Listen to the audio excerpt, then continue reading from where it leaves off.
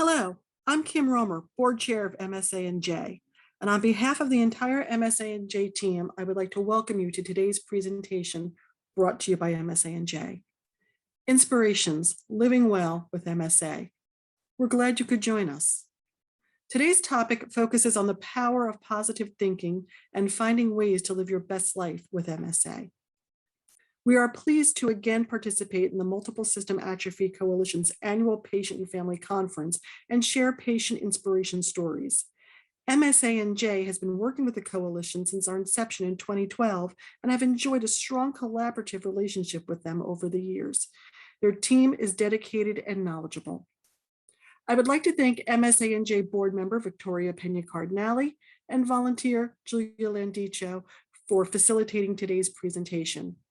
I would also like to thank the Teneri family for sharing their story and giving us all a glimpse into how they have adjusted to life after the MSA diagnosis and still stay active with their family and hobbies. They are truly an inspirational family. Additionally, many thanks to those in the MSA&J community for sharing photos, quotes, and thoughts on how to stay positive throughout the many stages of MSA. Finally, thank you to our friends at the MSA Coalition for being such terrific partners. Your tireless efforts are greatly appreciated by all those involved in the multiple system atrophy cause. Thank you again for joining us and supporting MSA&J. We hope you find this session uplifting and motivating.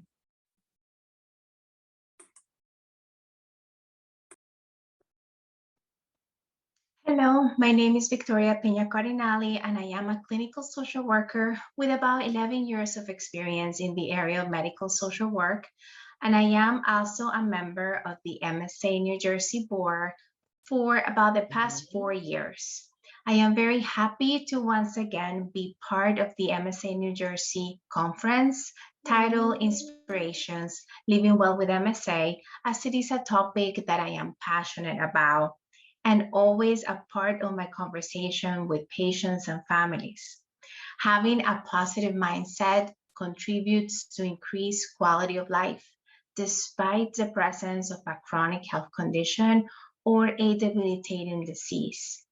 Research studies on mind and body have shown a strong correlation between how positive thoughts or having a positive mindset has a positive impact on the body's function. Some quick tips that I would like to share with you today to cultivate a positive mindset could be something simple as creating a gratitude journal. A gratitude journal can help set the day for you in a very different way, setting a very positive disposition for the day. Surround yourself with positive people that can contribute to a healthy, positive environment. And being surrounded by a positive, healthy environment can also contribute to more positive thinking. In this way, hopefully you can be more mindful and more aware of negative automatic thoughts that we create day to day. So the tip about that is challenge those negative automatic thoughts. If you notice them, if you see them, then make it a point to challenge them. Is this actually true? Maybe things are not so bad. Let's refocus on the present moment and let's go back to that gratitude. What am I thankful for today? And get out, go outside, have a different view, be in contact with nature. That can certainly bring smiles, and smiles can then lead you to joy. So build those moments for you. And even if you don't feel like doing certain things that you know can contribute to your wellness, just go for it, because you know you will see the benefits of it later on. So I know that we will be seeing more of each other later on. We have prepared a wonderful segment on inspirational stories about living well with MSA, and I know you will enjoy that. So continue to enjoy your conference. Thank you so much. Bye-bye.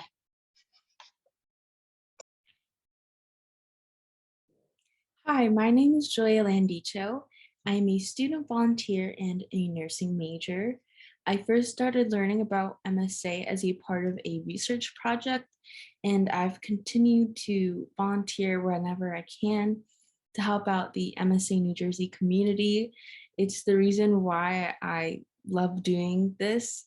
The overwhelming support that people with MSA have for each other is truly amazing and beautiful to see, and just happy to be here and help wherever I can.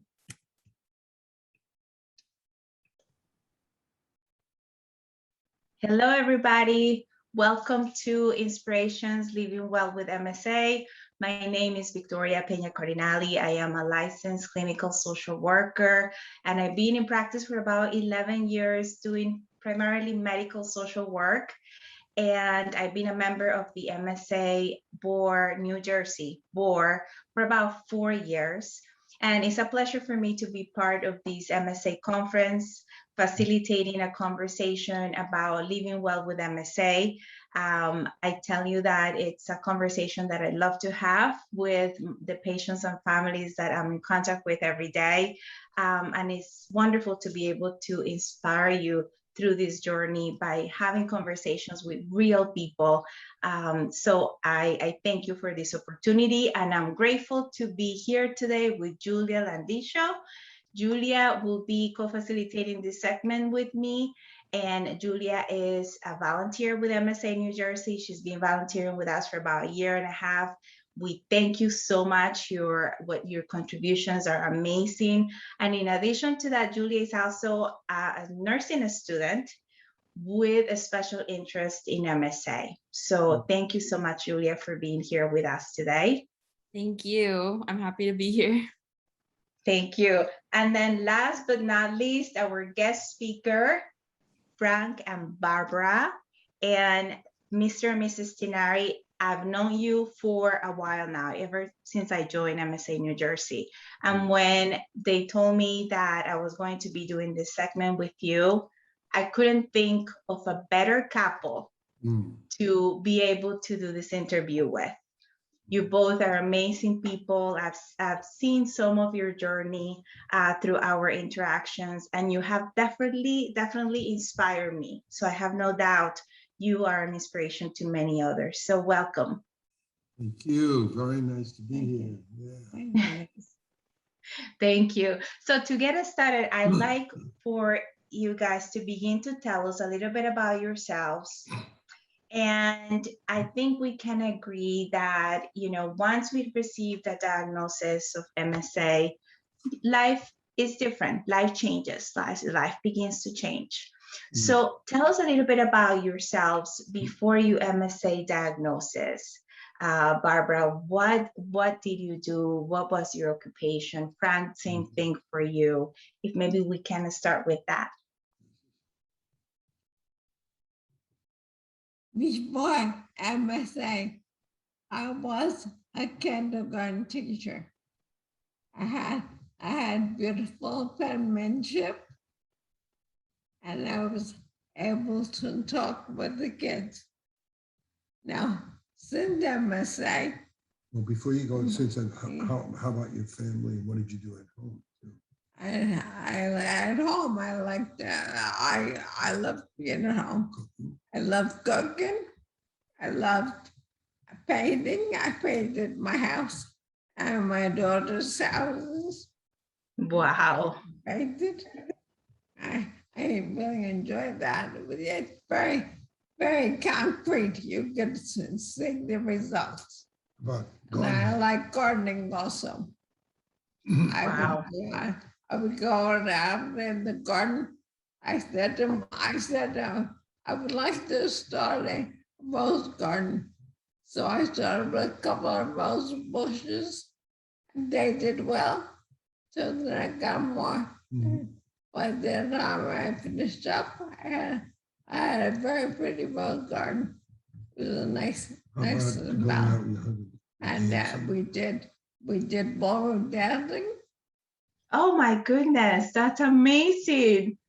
I didn't know that about you guys. One of the first ways that I knew something was wrong, when we would dance, all of a sudden I couldn't do the turns. When I would try to turn, it wouldn't be smooth. It'd be very, very erratic. So I said, something is wrong. I gotta get this checked out. I see. I did all kinds of ballroom dancing. I did the waltz, Mhm. the rumba, the cha-cha, the swing. I did them all. And That's I amazing. really enjoyed that. That's amazing, Barbara. What an active life you have had. Jack of all trades. Also, my husband and I, we did a lot of traveling. And I enjoyed traveling and seeing a lot of different places. We went all over Europe. We went to China. We Oh, went to wow. Mexico. We went US. all over the US, Hawaii, Alaska, and we really enjoyed the time we spent traveling. That is amazing. Yeah. Yeah, regarding traveling, the last few trips, we took our two grandchildren without their parents on the trips with us. So we had the four of us. Oh, One trip we did was through Alaska, and that was very good. And then we wound up in California at the end of that trip. Oh, And, wow. and the other thing we used to do traveling was once every year or two, we would take the whole family on a big family trip with either Jamaica or Hawaii or someplace, Costa Rica. And that was a good way of bonding with all together, with the family. So that was Absolutely. Sounds great. You guys are so active. So what about you, Frank? Are you now retired? Do you still work? yes and yes. Uh, well, I taught for many years as a professor at Seton Hall University. I'm an economist, and I taught there for 31 years before I retired. But while I was at the university, I published books, I worked in the administration, I did a lot of things, but I had a consulting practice that after I retired from Seton Hall, I went full time with my consulting practice. And I sold that one about 10 years ago. So I retired from that. But before that, I had become mayor of Florham Park of our town. I was mayor. And, Oh, wow. and as a result, I helped bring the New York Jets from New York to Florham Park, where their headquarters are now.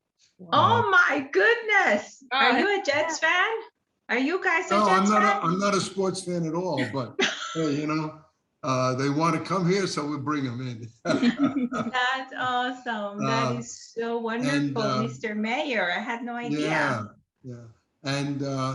And also, as Barbara and I traveled a lot, we're involved in our church activities a lot. And right now, in my retirement, I'm writing several books on my hobby, which is sheet music. And the first one coming out hopefully next year will be on Native Americans, sheet music that on the covers depict Native Americans. So that's a long time in coming to get that book done. Wow. Yeah, but I still continue my ballroom dancing. So, for example, last night I went for a lesson, and my daughter Alexandra stayed with Barbara. Sometimes Barbara comes with me to the studio and cheers me on as I'm doing my steps. So That is so, wonderful yeah, that you continue to do some of the things that you love to do. That's Yeah. great. And that Barbara is there to cheer you on and support you. That's wonderful. So you guys are so active. It's amazing everything that you have done and that you continue to do. And Barbara, you began to tell us a little bit about how while ballroom dancing, you began to feel that things were not the same. And you began to believe that you needed to get things checked out because your turns were not the way they were before. What an insight you have. So I guess that's where your journey to the diagnosis began. Can you tell us a little bit more about that journey? Well, first when I went to the neurologist, I was just diagnosed with ataxia. And then as I went Hold in. on, hold on. I think Yes, the first neurologist did not know what her condition was. And then we wound up getting referred to Columbia Presbyterian. And that's where finally the first diagnosis was ataxia. Go ahead. yeah, the doctor and the Columbia Presbyterian really seemed to know about my condition. Then after I went to him a couple of times, then he said, "You have MSA." It's a border thing. It was I have disabilities on a lot of different areas, not just balance. Right. I'm weak on balance, Shaking. with speaking, and weak on I have some shaking Her problems. handshake, right. So now I usually be able to eat very well. Now I can't eat so good. Got my handshake. And your eyes. I have trouble getting the food in my mouth. My eyesight, I have double vision, which is affecting the neck. But yeah, you learn to live with it. You know, what else would you do, really? Yeah, Barbara has a You know, Barbara has a patch that when she's reading or looking at TV, it goes over one of her eyes and it eliminates the double vision. So because both eyes don't synchronize quite right, you know. I see. So how long did it take you in terms of getting the MSA diagnosis? How long was it since you first began to realize that something was changing until you finally got diagnosed with MSA? it took about two or 3 years. Well, from I was when I went initially to the doctor and they took me MSA diagnosis. Right.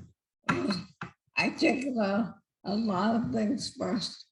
I understand some people as they get older, the crystals in the air start to harden up. And that gives them problems with balance.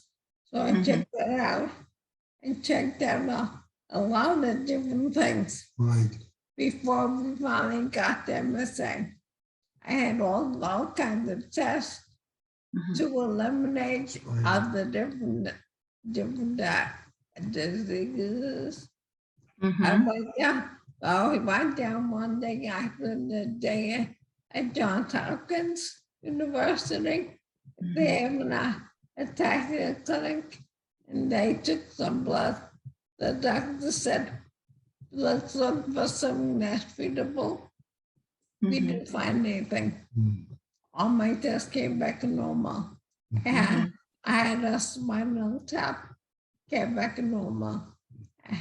I had a MRI And other. and everything came back that I'm okay. But I'm not okay. You knew it. Yeah, we're an expert on our bodies, you know, and I think that's why it's so important that you're an active participant in that process, you know, the diagnosis. So I'm sure when you were told you have MSA, you guys were probably, what is that? Right? Not a lot of people know about MSA, correct? That's correct. Yeah. So how did you guys, when you learned about what MSA was and about this journey, you know, what kept you and what keeps you positive? Well, it's kind of depressing to hear that, you know, there's no known cure and all, and that's really a downer. But I would say a couple of things. One is we continued with the ataxia support group, and we also joined the MSA support group.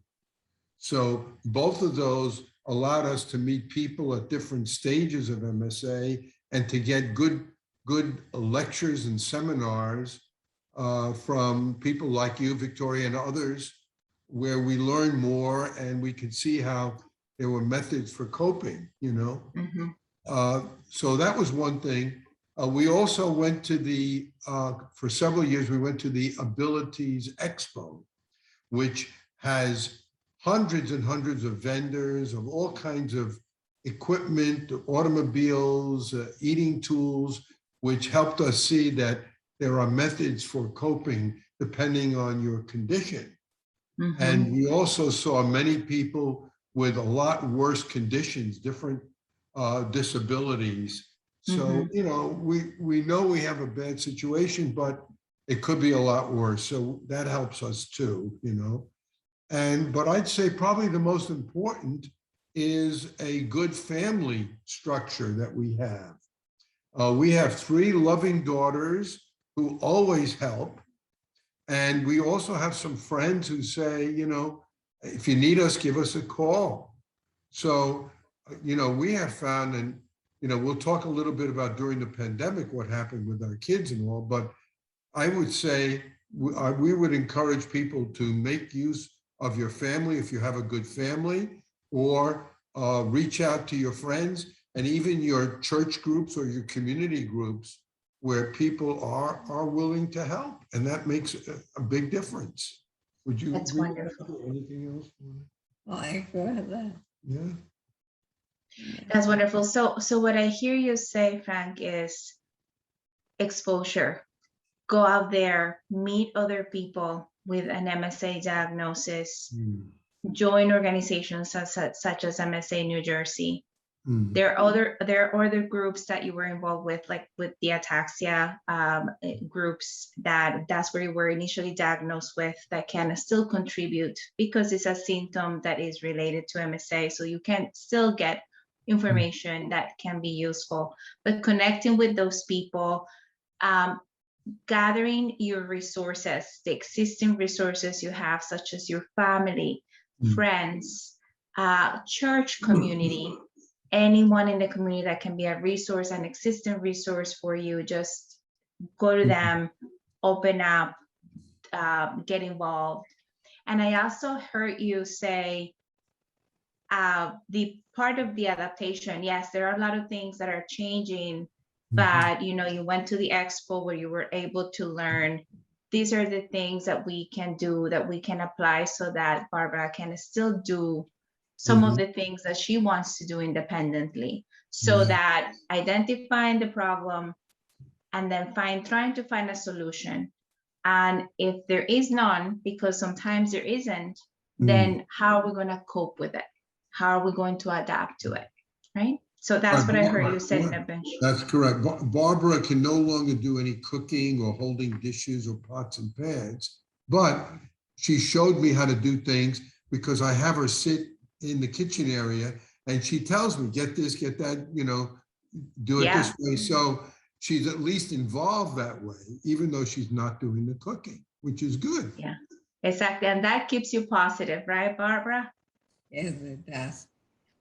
That it keeps me involved a little bit. And that's very important. You feel like you're involved with living. It's very important. So that's good that I give him some workers that he can take. Also with the cooking, my daughter does some more cooking for us, which is very helpful. And then we have a lot of leftovers. Leftovers for other meals that I can heat up and all, so that's good. Yeah. Good. That brings us into our next question, Julia, right? That is very related to what I wanted to ask next. I know you're very active prior to your diagnosis.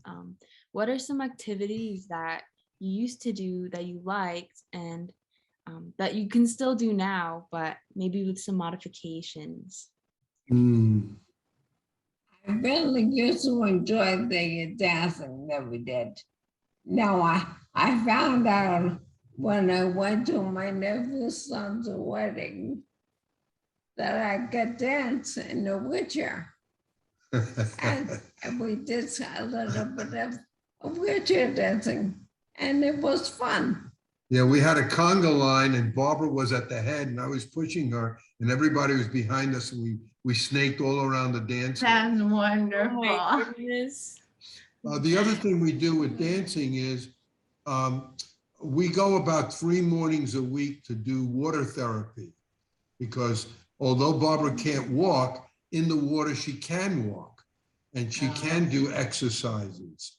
So that helps stimulate her muscles and her bloodstream, which is good. But at the end of our exercises, we do a little Roomba together.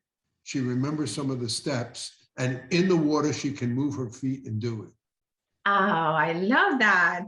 You sound like the life of the party, Barbara. It's fun. Yeah. And like what you said with that, you love reading. So instead you have like the eye patch so that you could continue to keep reading. Yeah. Yeah, and also, I think we get different kinds of books. We get the large print book. And so that's really good for Barbara too, I'd say. Yeah, the large one is very helpful. But between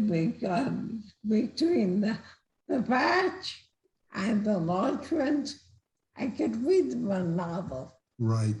Oh, wow. I enjoy it. I enjoy the reading.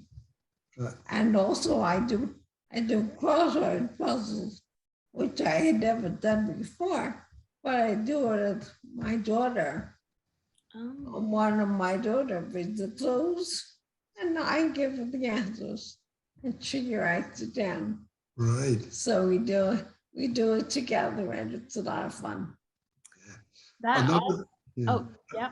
Another thing that Barbara used to do is I'd write a monthly newsletter, and she used to be my reviewer and find spelling errors and other stuff. And she still can do it. You know, I give it to her once a month and she still reviews. So that's one of the things she continues to do. Yeah. What about your gardening, Barbara? I really cannot do any gardening anymore. I tried. I went out and I tried to prune my rose bushes. I fell in a bush. Oh, oops. Oh, yeah. But you know why I'm asking you? Because I think I saw, and maybe we can bring up the pictures, Julia. We have some pictures of you. So I have proof that I saw you doing some gardening. Yeah, I think she did with the window boxes, maybe. There you go. Yeah. So these are some pictures that we're going to ask you to help us tell us a little more about them. But there is one, Julie, if you move along, there is one when I see you doing some gardening. If we move to the other side, there you go. Hold on. Oh, missed it. There. Yeah, there she is. Those are the window boxes we got. And the girl said, maybe Barbara could help us with that. And sure enough, seating up to the table, the window boxes were accessible. And there you go. So I will call that gardening. I mean, it's not the typical way that you do gardening down, like, kneeling down or whatever, but that's right. Am I right or no, Barb? Yeah, not quite as satisfying. I'm gonna try next year. There's a little chair you can sit on. Just gardening, maybe that'll work. Yeah. Maybe no. But then this is a way that you can still enjoy some of the gardening, have your hands on the dirt, and that whole experience. You can still do it differently, but you're working on finding the joy in it as much as you did with the traditional gardening. And the window boxes look so pretty. Yeah. Yeah. I see that. Yeah. And then we also see you cooking. Tell us about that picture. Oh, yeah. Was helping make cookies. Was that cookies? Yeah. Oh. Helping him make cookies. I could do the parts that I could do. Like I could put the dough together. I could sprinkle the coconut on top. So whatever I'm able to do, I could do it. Yeah. Wonderful. And I also see you still help grocery shop. Grocery shopping. Believe it or not, I used to enjoy grocery shopping. One of the few people who used to enjoy. Actually, I enjoy grocery shopping, Ah. Barbara. It's like a little therapy for me. Yeah. So, But I see you can still do it. Yes. were you in a Look at that. wheelchair? Yeah, I was in the wheelchair. She was in a I had wheelchair, a basket on my lap, right? And and my baby felt that we need to buy a basket. were you with April or I Alan? was with April. With I April. got April it. said that she stopped shopping when the cart got full, and that was it. Exactly. That looks pretty full to me. And that's pretty heavy too, Barbara. Yeah. Yes, it was it? What other are there any other pictures there, Julia, with activities maybe? Well, you guys have so many. Maybe we can just go over the pictures. Okay, yeah. Yeah, look at that. This is my walk by the Atrophy Foundation. Okay. We do a walk every year. Enjoy the city.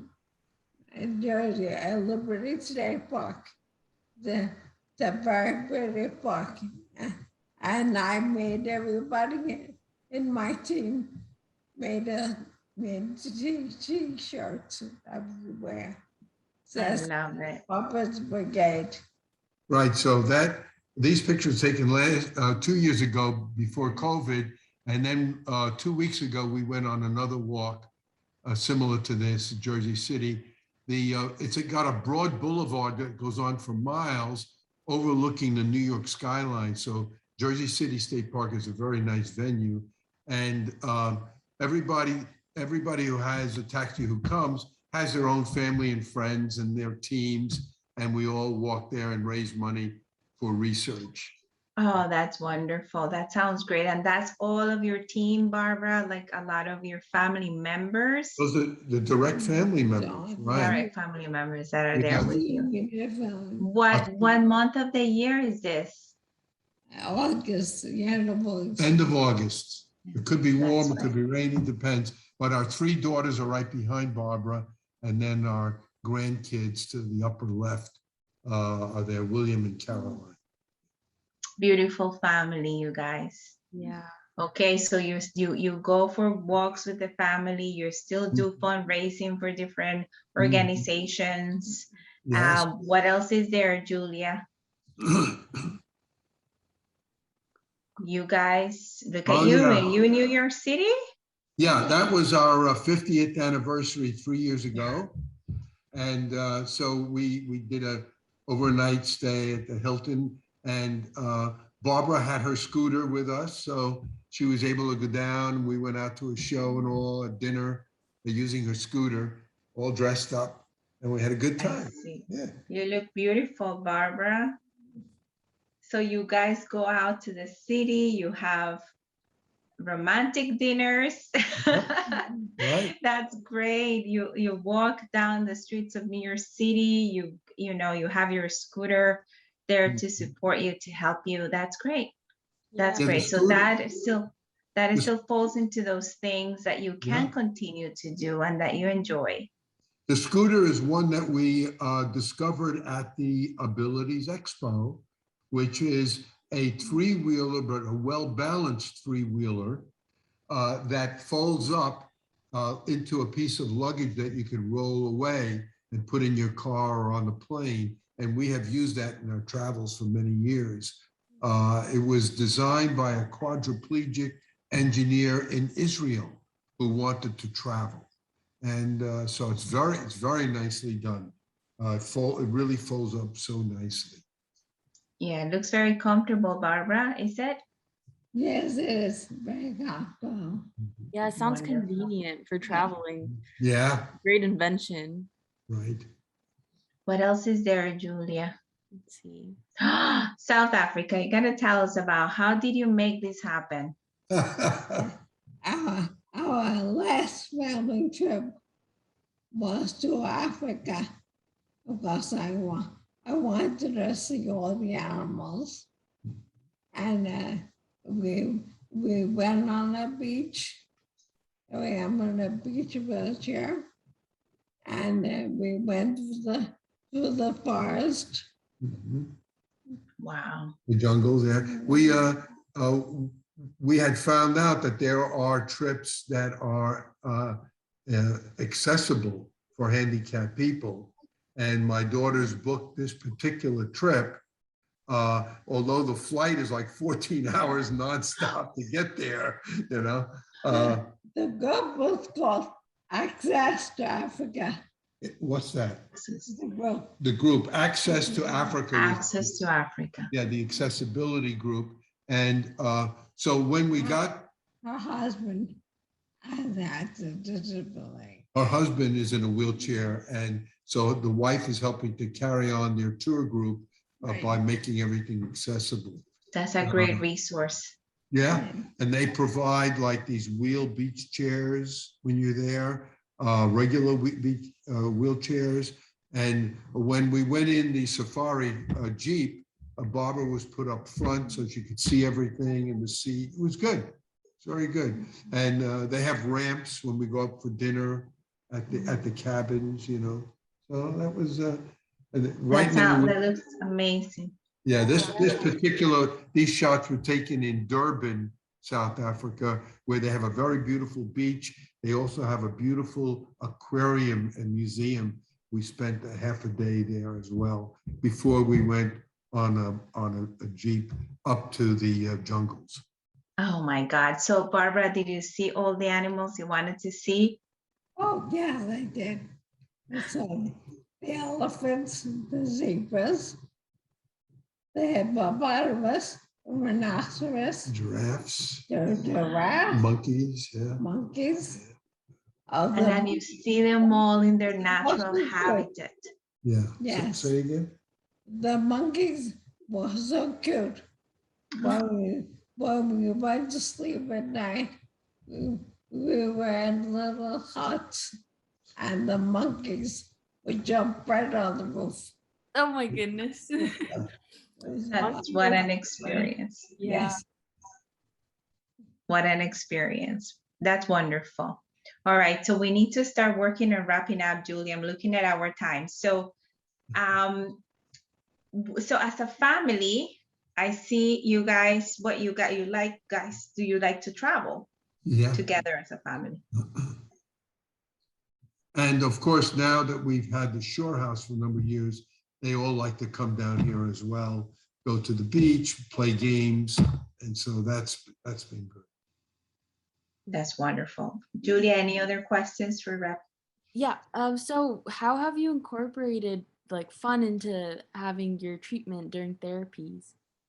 Well, the one big thing we're doing for fun is the program started by Columbia Presbyterian, which is called Broadway for Ataxia. But anybody really with a disability can join.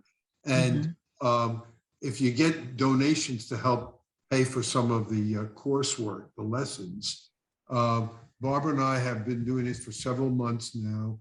We do 2 Zoom sessions every week. One Zoom session, and they're 1 hour each. One Zoom session is for acting, and the other Zoom session is for singing.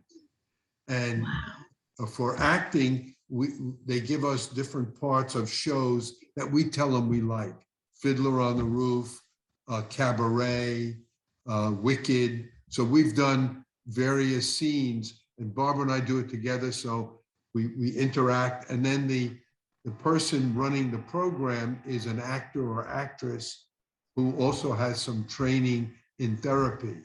So they tell us about, think about something that happened in your life in a similar scene, and then bring that into the scene and so forth. So that's been a lot of fun. And then we also do singing, right, Barbara? We pick songs.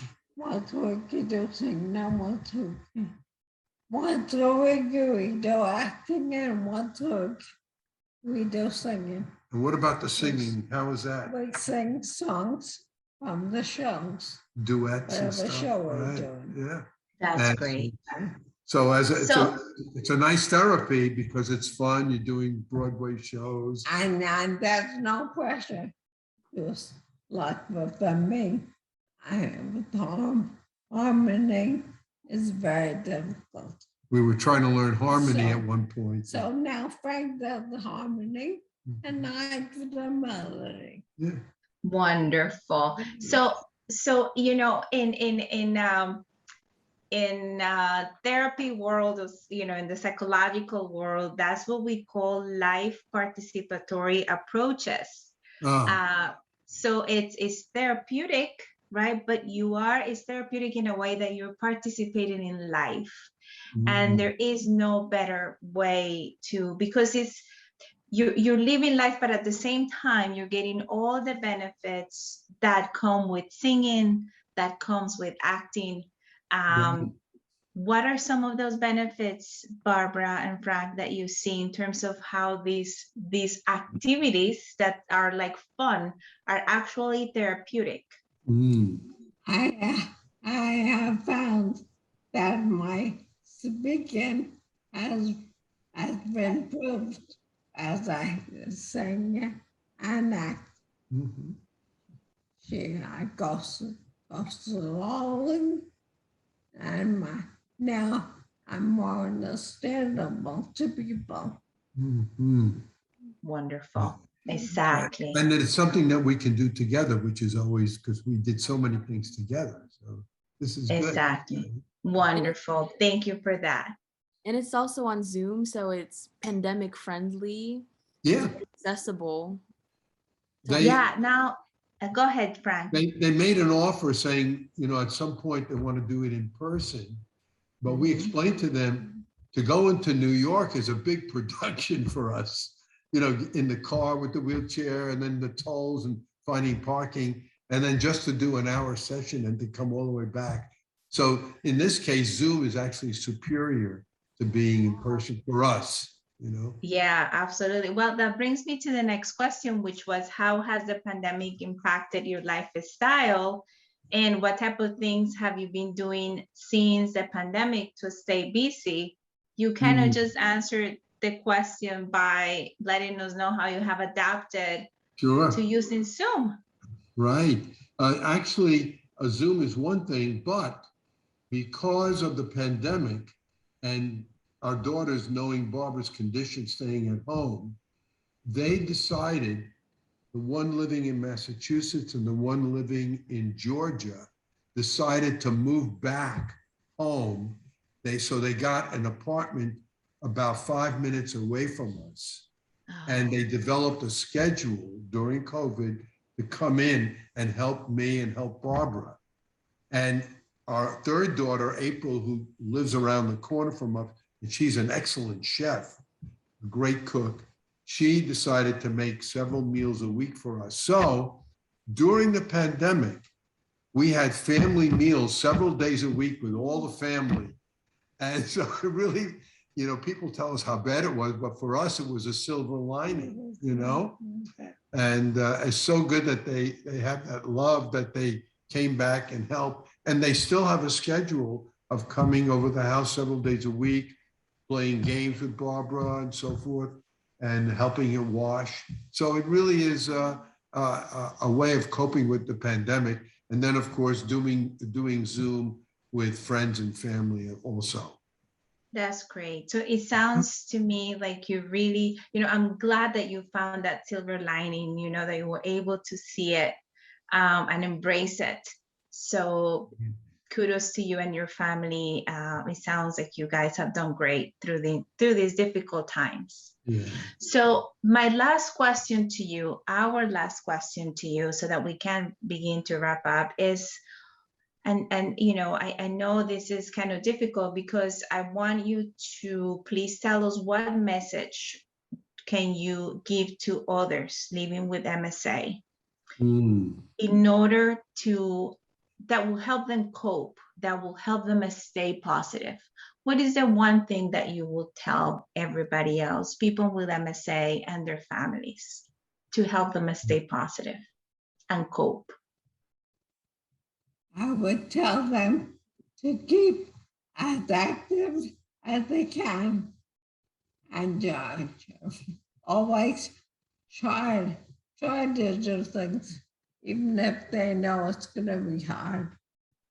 You got to keep trying. and try to also find new ways of doing things, substitutes. If you can't do some things, see what else you can do and try those. And also, never stop learning. Stay in tune with the MSA Foundation, Ataxia, other groups that are doing research, and join support groups. If you're not in a support group, join a support group. So I'd say those are several things, that would be very helpful to people. Yes. Wonderful. Thank you so much for your time today. We have learned so much from the both of you. You are certainly an inspiration in many, many ways. So I know that this segment is going to be very helpful to everyone who's going to be joining this conference. So thank you, Frank. Thank you, Barbara, especially you for taking the time to sit down and talk to us about your journey. You are certainly someone that we're inspired by, and we look forward to continue to see you in these events and continue to know how you are doing in this journey. So thank you again. Thank you, Julia, for co-facilitating with me today. And I just want to remind everybody that what Barbara and Frank shared with us today is very specific to their family. It's important for you guys to find what works for each of you. So this is not a way of advice or telling you, what to do. This is a very personal experience. So find what works for each of you out there. If you're planning to engage in any programs, exercise programs, travels, things like that, always talk to your medical team, your professionals, your providers, who can make sure that you're going to stay safe if you're embarking in any of these activities. So please talk about it with your team and do what's best for each of you. And I also want to remind you that, follow Barbara's and Frank's advice. That I would say is a good advice to follow. Get connected, stay connected with MSA New Jersey. There are wonderful conferences like this one, a lot of supports. The support groups are going on right now. They're virtual, as Frank pointed out.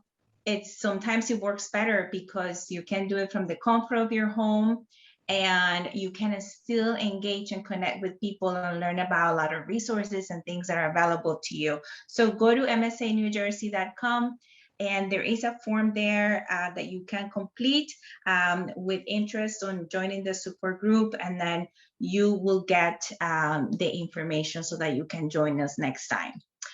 So thank you again. Any last remarks? Thank you very much. Keep up the great work, and everybody stay active. Stay active. Thank you. You most definitely provided insight, even to me, of just living life to the fullest, which I'll definitely be doing and keeping that in mind. Great. Thank you again. Thank you. Live well with MSA. Thank you, Barb. Bye, Frank. Bye, guys. Bye. Thank you. Bye. Bye. Bye.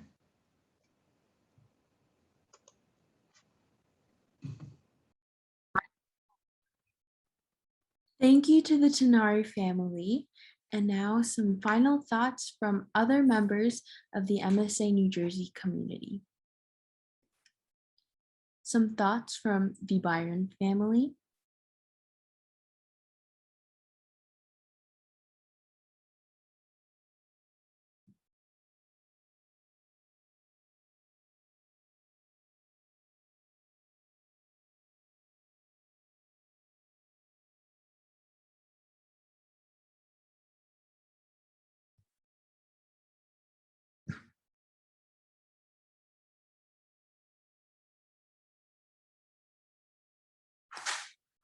Some pictures from the Byron family.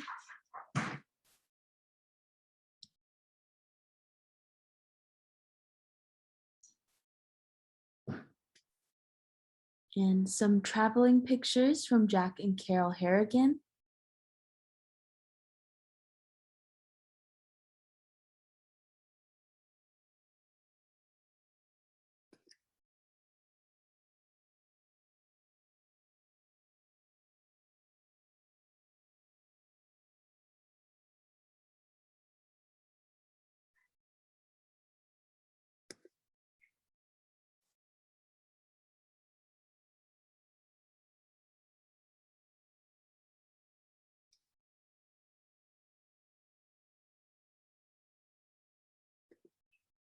And Michelle, Ruth, and Soren's day at the game.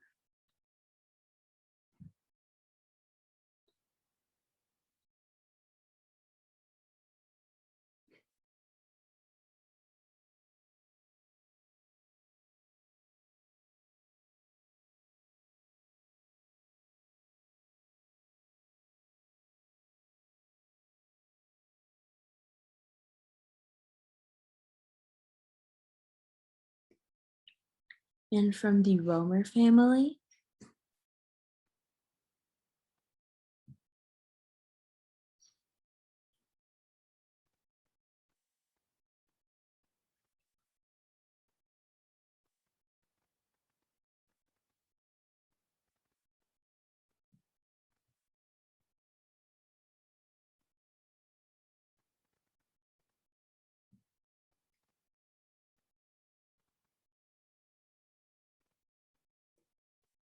And Eileen Tabano's helpless for stress.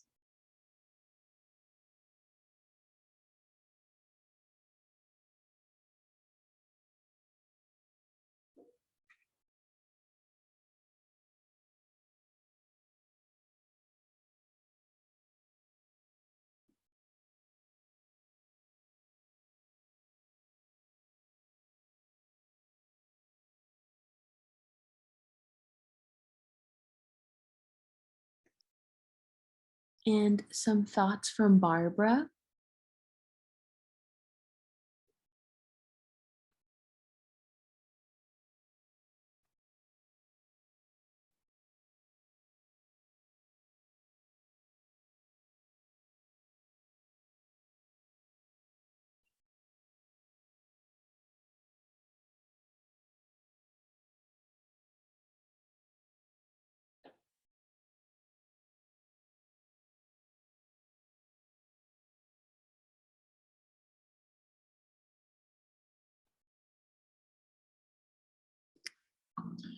My husband Tom was diagnosed with MSA in 2008.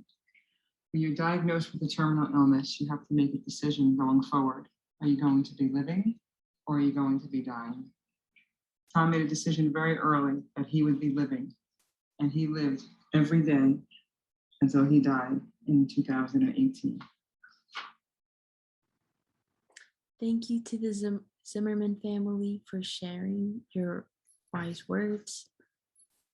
And some other thoughts and messages from the MSA New Jersey community.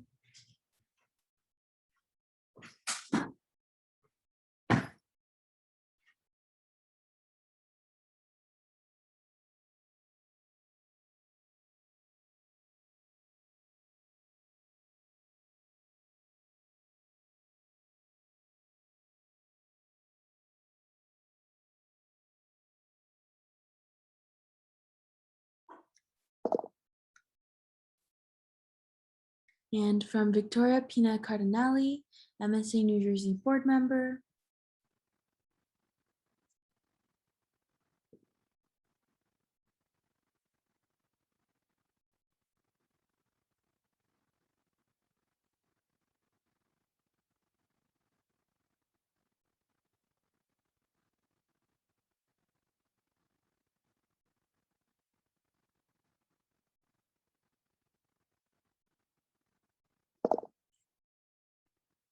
And some recommended readings. Feel free to screenshot this or take a picture.